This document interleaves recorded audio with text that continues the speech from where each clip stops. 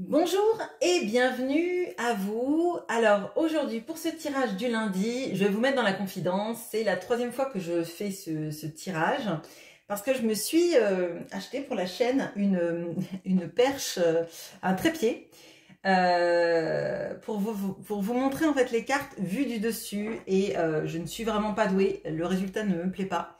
Il est trop sommaire parce qu'en fait on voit la table, les cartes. Et elles sont à l'envers. Enfin bon, bref, je vous passe les détails. Pour moi, c'est trop impersonnel. Alors, c'est pas que j'ai une déco extrêmement chargée. De toute façon, j'aime pas les décos chargées.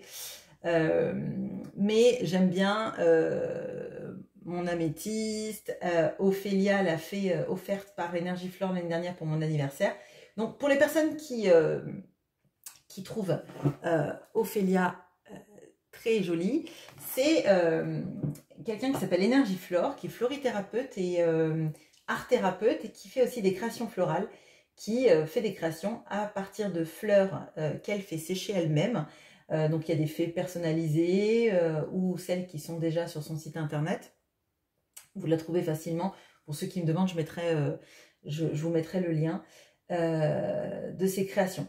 Alors, donc moi j'aime bien en fait cette atmosphère-là, où tout n'est pas trop épuré et tout n'est pas non plus trop surchargé. Enfin, c'est un compromis. Bon, bref. Donc, à moins que je trouve comment faire quelque chose de très chouette avec la vue du dessus, je pense que vous allez devoir vous contenter de celle-là.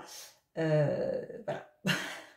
Préambule fini. Alors, aujourd'hui, je vais utiliser deux tarots. Alors, je vais utiliser le Téléma Tarot et l'Arcanum Tarot, qui sont de la même créatrice, d'accord, qui est Renata Lechner ou Lechner, je ne sais pas.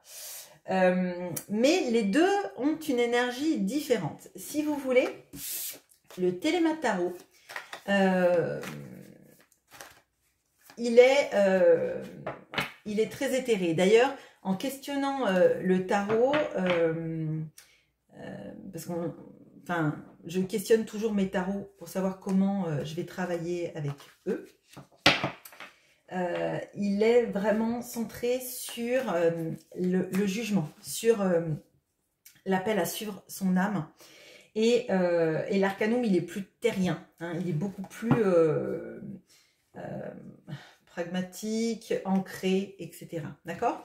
Alors là, justement, m'est venue cette idée de regarder d'un côté ce que votre âme vous appelle à expérimenter dans cette vie et de l'autre côté, ce que vous expérimentez. Voir s'il y a une concordance, si vous suivez bien ce que votre âme vous appelle à vivre, d'accord?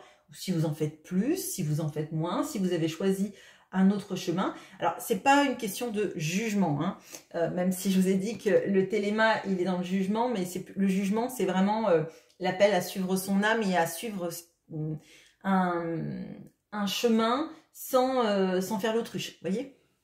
Donc, on va regarder ça, s'il y a une concordance, et ça peut peut-être vous donner des pistes qui vous aident, ou alors vous dire tout simplement que ce que vous expérimentez là vous convient tout à fait, et que tant pis, dans une autre vie, peut-être vous incarnerez les choses différemment. Vous voyez? Bon.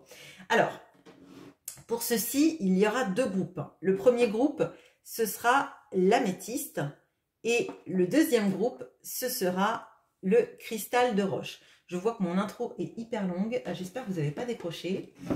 Allez, on commence tout de suite par les personnes qui ont pris l'améthyste. Bonjour à vous qui avez pris l'améthyste. Alors, qu'est-ce que votre âme vous appelle à expérimenter dans cette vie? Ok.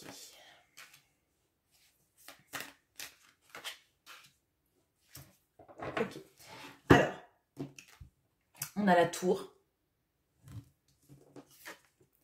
On a le 7 de bâton. On a le valet d'épée. Alors, votre âme vous appelle à remettre en question ce qui ne vous convient pas, ce qui sont des constructions éphémères, je dirais, de vie. aller remettre en question et ne pas en fait s'en contenter, d'accord. Là, j'ai cette notion-là aussi avec ce 7 d'épée et le valet d'épée, de rechercher la connaissance et de rechercher ce qui nous convient, de poser ses limites, de ne pas se faire influencer, de ne pas rester dans une sorte de giron autoritaire, je dirais, d'accord, de savoir effectivement ce qui vous convient, et c'est pas forcément ce qui vous convient n'est pas forcément le diktat de la société, n'est pas forcément le diktat de votre entourage. Il y a une histoire de prise de position, il y a une histoire aussi de remettre en question des valeurs établies, surtout si elles ne vous semblent pas saines, et aller chercher votre vérité, chercher ce qui vous convient. Avec le valet d'épée, on a vraiment cette notion de la connaissance. On le dit souvent, c'est le stalker du tarot, et c'est parce que c'est quelqu'un qui va fouiller, qui est ouvert à la connaissance, ouvert aux informations, ouvert à l'apprentissage aussi, hein. Ça peut être quelqu'un qui fait des études, se remettre en question, aller chercher des informations, aller chercher le savoir, c'est vraiment ça, d'accord. Il ne va pas chercher le savoir auprès d'un pape, hein. Il va chercher le savoir auprès de lui-même, d'accord. Donc, confronter les sources d'informations, aller piocher, pourquoi une information, elle est comme ça, est-ce qu'elle est corroborée par autre chose. Donc là, ça fait appel à la capacité d'analyse, la vôtre, la capacité de pas suivre un courant, ne pas suivre un gourou, je dirais. C'est plutôt trouver en vous les réponses en les confrontant avec ce qui vibre pas. Mais pour moi, là, il y a aussi une notion peut-être dans cet appel d'âme, peut-être à couper avec des vieux schémas, d'accord. Notamment si vous avez l'impression, par exemple, que durant des générations et des générations, votre famille a toujours fait comme ça, et resté toujours au même endroit, faire le même genre de métier, ne pas sortir de ses cases, hein, je dirais, ou de ses cases mentales, on va dire. Il y a quelque chose de justement remettre en question ça. Donc votre âme, elle vous appelle à ça. Qu'est-ce qu'elle vous appelle à faire d'autre, votre âme? Ou à expérimenter? Ah, ok, vous avez quand même 2 arcanes majeures. Alors, ce qui est intéressant, c'est... alors, attendez, hop. Spielberg, Ridley Scott. Hop, voilà. Venez m'aider. Alors, on a cette notion-là, vous voyez, du 4 de bâton. Le 4 de bâton, il est sous la tour. Il y a une notion là de la construction et la sécurité, notamment d'un foyer, etc. Ce n'est pas vivre dans une tour d'ivoire, ce n'est pas, on n'est pas en sécurité, et on ne construit pas forcément que, j'allais dire que qu'une grande tour mal faite. La sécurité, elle est sur la chaleur qu'on ressent autour de soi. Vous voyez, un foyer, c'est pas forcément, je dirais, quelque chose dans lequel on vit dans l'opulence. C'est simplement être entouré de personnes qui nous ressemblent, qui nous ressemblent. Dans la vibration de cœur, hein, pas forcément physiquement, même pas du tout d'ailleurs, et ni forcément dans les idées, hein. Parfois c'est intéressant aussi d'avoir des gens qui ont des idées différentes de nous, surtout s'ils ne sont pas à les imposer, mais qui sont plutôt dans le dialogue et l'échange. Bon. Là, en fait, on vous montre que la sécurité, la sérénité, la stabilité, c'est pas forcément vivre dans une tour d'ivoire, dans un palais, dans les vieux carcans. C'est plutôt avoir l'impression qu'on peut respirer, qu'on peut être joyeux de là où on est, même si c'est plus petit, même si c'est plus, j'irais hors des sentiers battus. Il y a quelque chose là-dedans, d'accord? Bon. On a le 6 de bâton. Alors le 6 de bâton, il arrive en dessous du 7 de bâton. C'est assez intéressant parce que on a cette notion-là de la réussite. Là, je crois qu'il y a quelque chose de la reconnaissance et de la réussite, et du fait de l'accepter aussi dans cette vie. D'accepter que vous avez le droit aussi de réussir. Il y a quelque chose justement peut-être à transcender et s'affranchir de ça. Peut-être que la réussite de vos pères, entre guillemets, n'est pas votre réussite à vous, et pour autant, elle est peut-être plus alignée avec qui vous êtes. De toute façon, on le voit, puisqu'on vous invite à casser plutôt des schémas pour avoir les vôtres. Bon. Avec la grande prêtresse, on a cette notion de la connaissance, on a cette notion aussi de l'intuition. Elle a le savoir, elle a sa propre gnose, et j'ai l'impression que, en fait, là, on vous invite à développer votre intuition, à la suivre et en être, je dirais, apaisé. Vous n'avez pas besoin de convaincre des gens, parce que la grande prêtresse, elle garde les secrets, elle garde son savoir pour elle. Mais pour moi, ce qui est intéressant, c'est que vous pouvez en être convaincu. Par contre, faut pas vous laisser influencer par les autres, mais vous n'avez pas besoin non plus de les convaincre. Il y a quelque chose là-dedans, vous voyez. N'empiète pas sur mon terrain, je n'empiéterai pas sur le tien. Mais chacun a le droit de vivre aussi en, je dirais, en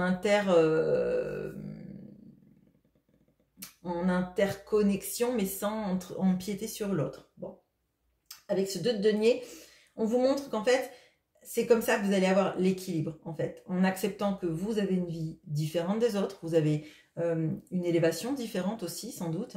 Mais c'est pas grave, vous pouvez continuer à vivre avec des gens qui ne pensent pas forcément comme vous, si ils ne vous forcent pas à penser comme eux, et vous n'êtes pas obligé, vous non plus, de les convaincre. Pour moi, c'est 20. Hein. On n'a pas le 5 d'épée, mais pour moi, c'est 20. Hein. Vous pouvez très bien cohabiter avec eux, ça pose pas de problème. À partir du moment où on ne vous force pas à rester dans cette tour qui est en train de se déliter, je dirais. Voilà. Alors, ok, ça c'est votre âme. Et vous, comment est-ce que vous incarnez votre chemin dans cette vie? On a le 2 de bâton, l'ermite, le 8 de coupe. Ok, alors. Bon, alors là, moi ce que je ressens, c'est qu'il y a une histoire de chercher un peu son chemin. Hein. Donc là, il y a beaucoup de choses qui brassent sans doute à l'intérieur de soi.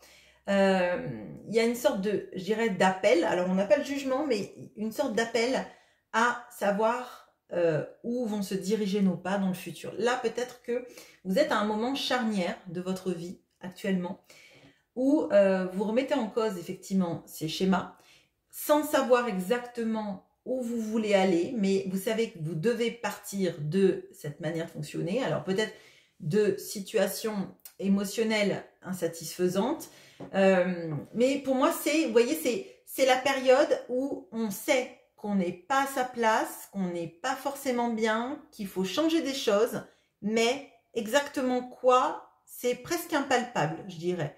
Alors peut-être que vous avez déjà mis le doigt dessus, mais j'ai l'impression qu'il y a une transformation qui est en train de se faire, un profond questionnement. Mais là maintenant, c'est où vont me mener mes pas. Bon, ok. C'est intéressant parce que là, on voit qu'on quitte quelque chose. Donc, on a cette idée un peu de quitter la tour, d'accord? De quitter sans doute des vieux schémas, des vieilles habitudes, peut-être même un lieu de vie. Hein. Vous, c'est peut-être même très pragmatique là-dedans. De toute façon, c'est l'incarnation. Donc, c'est normal que ce soit plus pragmatique, peut-être. Tout en ayant du spirituel, parce qu'on a quand même l'ermite. Et il y a un questionnement. Un questionnement de comment j'avance, vers où j'avance, comment j'y vais, mais où je vais aussi. Et comment ça va me transformer, et comment va être ma vie après. Bon. Alors, qu'est-ce qu'on peut me dire de plus sur cette manière que vous avez d'incarner votre vie? Le 2 de denier, ok. Bon, qui revient, c'est bien. Le 10 de denier. Le 10 de coupe. Ok, alors, effectivement, il y a... alors, pour moi, il y a une quête du bonheur. Je vous le dis clairement, c'est comme ça que je le ressens. Je pense que effectivement, il y a une envie d'équilibre. On a 2 fois le 2, là, il y a quelque chose de... Et on a le 2 fois le 2, et ça peut nous amener à ce 4. Vous voyez, le 4, enfin là, vous ne le voyez pas parce que c'est à l'extérieur, mais c'est le 4 de bâton. Et je fais référence à ça, on a le 2 de bâton, le 2 de denier, Et on a cette notion du 4. Le 4, c'est la stabilité. Et ça peut nous faire penser justement à ce 4 de bâton qui vous dit, vous partez mais pour de la sécurité, vous partez pour quelque chose de stable. Et on voit qu'il y a une quête à la recherche du bonheur. Hein. Je le vois un peu comme ça. J'ai l'impression que c'est la quête de votre vie. Alors, bon, en même temps, si quelqu'un me dit que sa quête, c'est la recherche du malheur, bon, ben, voilà, ça me paraît compliqué. Mais moi, j'ai l'impression que c'est, on part pas pour chercher petit. On part pas pour chercher les miettes du petit poussé. On part parce qu'en fait, on s'est peut-être trop contenté de pas grand-chose. Et maintenant, le reste de votre vie, j'ai l'impression que vous voulez pas moins que le full Monty, quoi. Le grand jeu, que vous voulez pas moins que être épanoui, être entouré de personnes qui vibrent comme vous. Alors effectivement, on peut avoir cette idée-là du 7 de bâton. Là, on peut avoir aussi une idée de famille recomposée heureuse. Hein. On peut vraiment avoir cette notion-là. Pour moi, en fait, vous quittez le 8 de coupe parce que vous voulez aller vers le 10 de coupe. Donc, pour moi, vous incarnez bien ce que votre âme veut. Il y a juste ce qui manque, à mon sens, c'est l'impulsion. Alors, je dirais l'impulsion de la connaissance. Là, effectivement, c'est une recherche très pragmatique du bonheur. Votre âme, elle était axée aussi sur le bonheur, la stabilité, c'est sûr, mais sur votre mérite, votre connaissance, et aussi sur le savoir, la compréhension. Il y a quelque chose sur la sphère intellectuelle et des connaissances qui, à mon sens, alors je ne sais pas pour dire que vous n'êtes pas intellectuel, etc., hein, mais ça passe après votre quête du bonheur. Alors, c'est pas un jugement, il y a bien des choses que vous n'êtes pas obligé de faire, mais moi, ce qui me gêne un peu plus, c'est qu'en fait, il y a une quête du bonheur, mais je me pose la question de où vous êtes, vous, en protagoniste, d'accord? On voit que vous êtes la personne qui part et la personne qui cherche, mais quel est le centrage dans cette vie-là sur vous, votre réussite, la reconnaissance? Parce que on avait vraiment cette notion-là d'être reconnu par ses pairs, d'être dans la réussite et de se dire, mais la réussite, elle est pour moi, voyez. Là, la réussite, j'ai l'impression que c'est le bonheur. Hein. Potentiellement, je dirais peut-être même que c'est un bonheur amoureux que vous recherchez, plus peut-être que la réussite. Et les deux peuvent se faire en même temps, en fait. Vous voyez, vous n'avez pas besoin, vous n'êtes pas obligé de sacrifier votre réussite personnelle, professionnelle. Et si vous ne travaillez plus, il y a une notion peut-être de s'épanouir dans une activité hein, qui est faite pour vous et qui vous fasse un peu briller aussi, d'accord? Là, j'ai l'impression qu'en fait, c'est pas que vous vous éclipsez à l'amour, mais j'ai l'impression que la recherche du bonheur amoureux, je dirais, prend plus de place que la recherche du bonheur de vous-même. Ok. Bon, comme vous êtes en phase d'ermite, c'est peut-être une question qu'il est intéressante de se poser. Voilà, je fais une petite pause et on passe au cristal de roche. À bientôt. Et bonjour à vous qui avez pris le cristal de roche. Alors, on va regarder ce que votre âme vous amène à expérimenter dans cette vie. Ok, bon, peut-être que parmi vous, certains ont voulu regarder le premier groupe. Oh. Oui, alors bon, certains d'entre vous ont voulu regarder le premier groupe. Sur 78 cartes, en avoir 2 sur la première ligne. Bon, c'est surtout un qui est à la même place. Bon, alors vous, bon, alors c'est contrasté. C'est plus contrasté que le premier groupe. Ok, alors vous... votre âme vous appelle à défendre vos positions, d'accord? Défendre vos positions, défendre votre avis, ne pas vous faire juger, ne pas vous faire écraser par l'avis des autres. Alors, je dis pas du tout que vous êtes quelqu'un qui suit l'avis des autres, hein, mais je dirais que peut-être que vous avez des personnes très autoritaires autour de vous, peut-être que vous en avez eu beaucoup dans votre enfance notamment. et qui a cette notion-là un petit peu de devoir rester à sa place pendant un moment. Hein. Bon. Et là, justement, votre âme, elle vous appelle à défendre vos positions et de vous dire que votre avis a autant d'importance que celle des autres. Et pour vous, elle devrait en avoir peut-être même plus. Ok. Avec le valet d'épée, on a cette notion-là de soif de connaissance et de confronter les informations. Hein,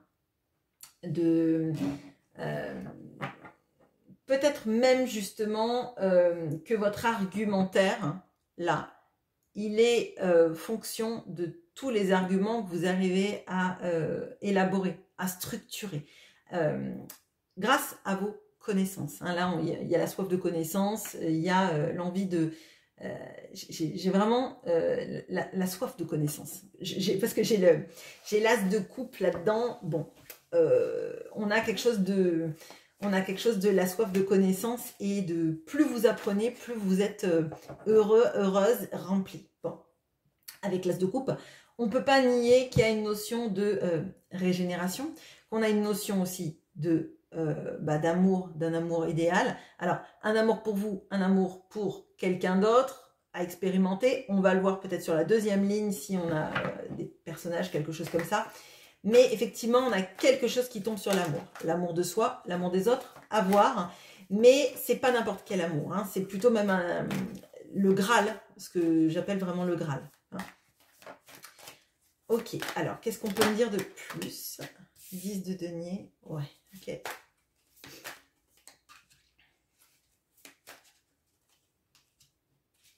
Ok, alors.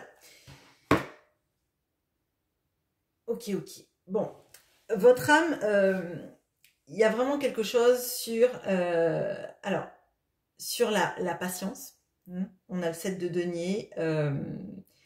J'ai l'impression que là, en fait, il y a beaucoup de choses à chercher dans cette vie sur le sens de votre vie, sur à quoi, en fait, vous êtes destiné. Alors, si vous me dites, ben ouais, mais enfin bon, moi j'ai toujours su ce que c'était, bah tant mieux, ça veut dire que vous êtes en adéquation avec votre âme. Mais là, j'ai l'impression qu'il y a vraiment cette notion d'aller chercher son destin et d'avancer. Alors que vous savez très bien que ça prend du temps. On a cette notion-là aussi de... alors, moi, ce que je ressens, c'est vraiment une sorte de notion d'accomplissement. Il y a aller chercher à faire fructifier qui on est et son savoir. Donc, c'est pas forcément une notion de matériel, mais peut-être qu'on vous demande justement de débloquer des choses sur l'abondance, d'accord ? Et ça passe par de la patience, mais ça passe surtout par une sorte de réflexion sur qu'est-ce que représente l'abondance pour vous, qu'est-ce que ça représente d'avancer, dans quel but, vis-à-vis de quoi, d'accord? Avec l'as de coupe et le chariot, on peut avoir cette notion-là de la quête du Graal, hein, vraiment. Mais le Graal, en l'occurrence, c'est pas l'amour, je pense pas, là. Je pense que c'est plutôt retrouver en vous, en fait, cette sorte de... alors, j'allais dire fontaine de jouvence, mais c'est pas ça. En fait, ce puits qui jamais ne se tarit, vous voyez. Trouver, en fait, cette force de vie, cette impulsion créatrice, régénérante, etc. Là, pour moi, je pense que votre âme, elle vous dit de ne pas baisser les bras, de toujours en fait avancer pour trouver ce qui vous anime, ce qui vous fait vibrer, d'accord? Et à mon sens, c'est cette motivation qui débloque l'abondance. Si vous avez l'impression que votre abondance elle stagne, que ça prend du temps, etc., c'est parce que peut-être vous n'avez pas pris le chemin ou que le chemin est plus long que prévu, mais ça se débloquera, c'est sûr, puisque c'est dans ce que votre âme vous invite à incarner et à vivre. Donc, c'est pas pour vous dire, eh ben non, dommage, tu l'auras pas. Vous voyez, c'est pas du tout ça. Mais il y a cette notion-là de chercher ce qui nous fait vibrer et d'avancer vers ça, en fait. C'est votre seul GPS, c'est de savoir ce qui vous fait vibrer.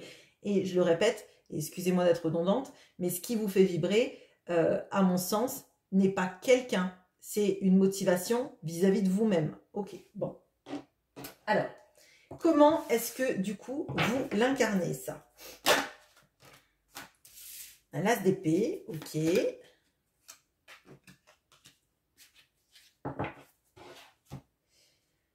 Ok, alors, effectivement, bon, c'est bien parce que là, il y a cette notion de, je dirais, d'épiphanie et d'idées très précises. Hein. Alors, je pense que vous avez une idée bien précise de là où vous voulez que les choses aillent, d'accord,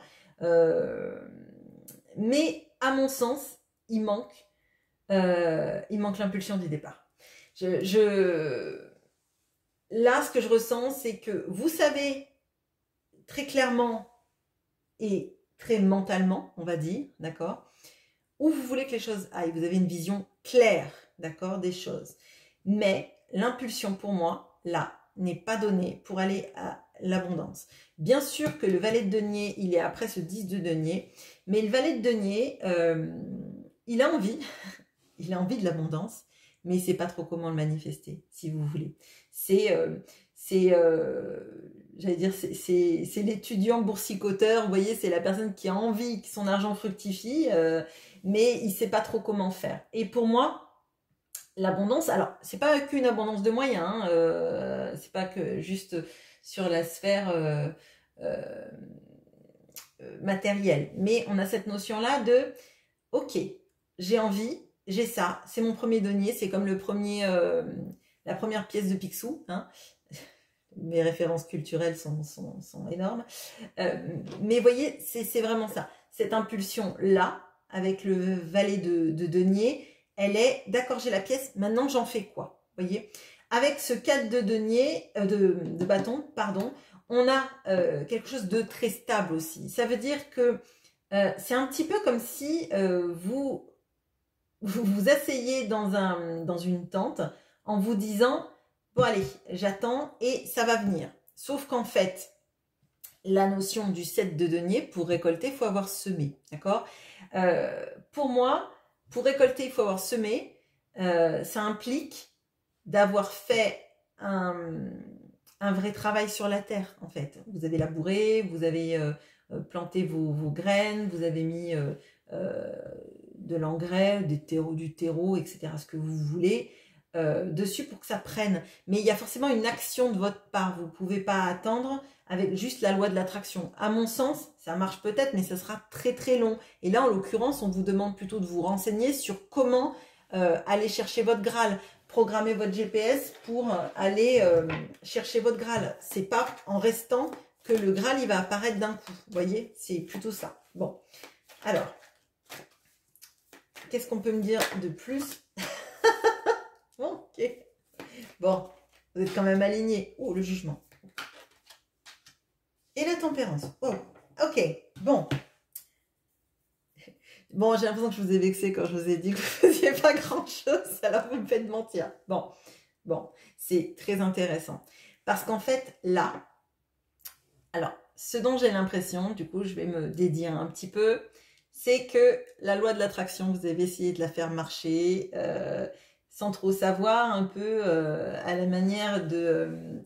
alors, je vais dire de Mickey dans l'apprenti sorcier, entre Picsou et Mickey. Bon, vous savez ce que je lisais quand j'étais jeune, du coup. Bon, blague à part, on a cette notion-là d'avoir voulu faire un peu l'apprenti sorcier, d'avoir essayé différentes techniques, et puis ça marchait pas. Ça marchait pas. Et là, il y a un petit peu votre âme qui est venue vous secouer, ou qui est en train de vous secouer, et notamment là, parce que pour moi, on est dans une année justice-jugement. Je dirais que là, il y a beaucoup de choses qui vont commencer à se débloquer, hein, parce que vous voyez que ça se fait effectivement pas tout seul. Mais par contre, comme vous avez l'idée, il y a quelque chose quand même qui est débloqué en vous. Vous avez 2 as hein, quand même, donc il y a une notion de nouveau départ. Ok. Alors là, moi, ce que je ressens, c'est par contre, c'est un aller sans retour. Je dirais que c'est un aller sans retour arrière surtout, parce que toutes les prises de connaissances et tout le chemin que vous parcourez, vous ne pourrez plus revenir en arrière. Hein. Là, c'est un petit peu...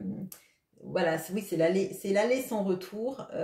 Du coup, ça me fait penser à une des chansons de la chanteuse Juliette. Bon, peut-être que ça vous parle, j'en sais rien. Et moi, ce que je ressens, c'est l'appel de l'âme va être plus fort, mais pour bouger et pour arrêter. Donc là, cessation de schéma, cessation, je dirais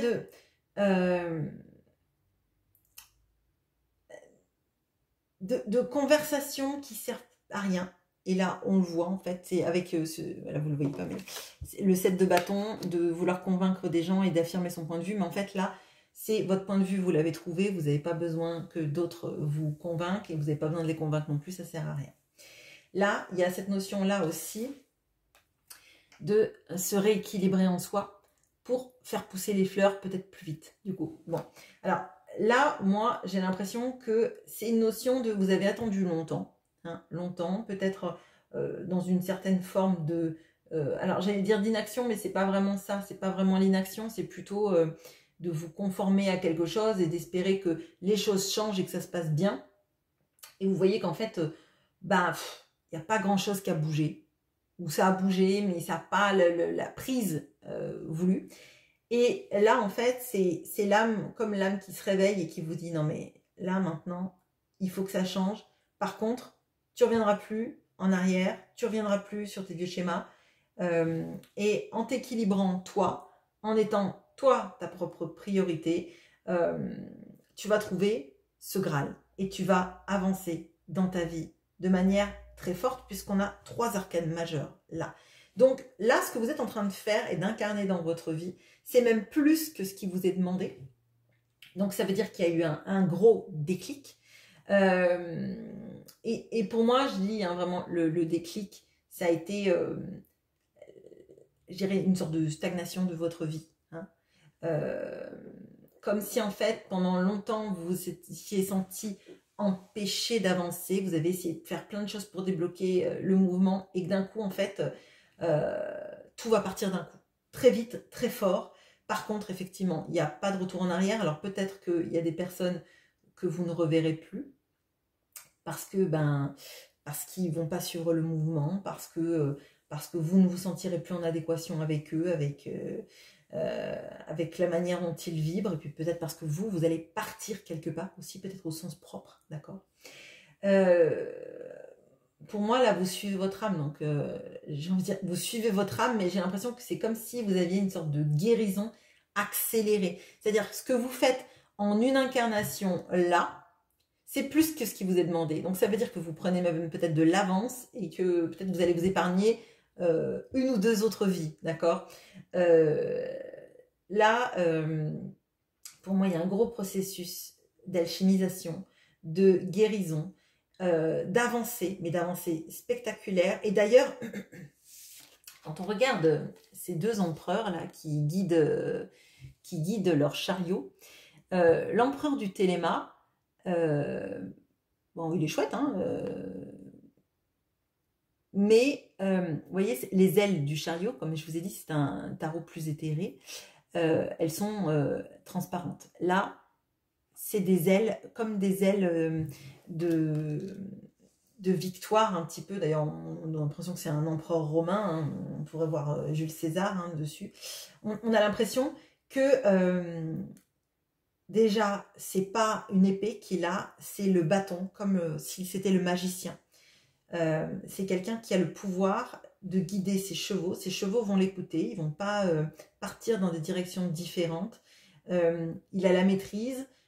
Il ira là où il veut parce que c'est le magicien de sa vie. Et j'ai l'impression qu'il y a ça, en fait, la réintégration en vous du magicien qui va guider ce chariot, qui apaise ses douleurs, ses souffrances. On a plusieurs fois ce soleil-là. Donc, moi, j'ai cette impression-là que vous voyez clair dans votre vie, sur votre parcours. Donc, forcément, vous pouvez qu'avancer. Il n'y a plus de brouillard, en fait. Donc, pour moi, là, votre incarnation est très forte. elle est très puissante et j'ai l'impression que maintenant, ça va même peut-être aller très vite, d'accord? Ça va très vite. Ok. Bon, voilà. J'espère que ce tirage vous aura plu et je vous souhaite une très bonne journée. À bientôt.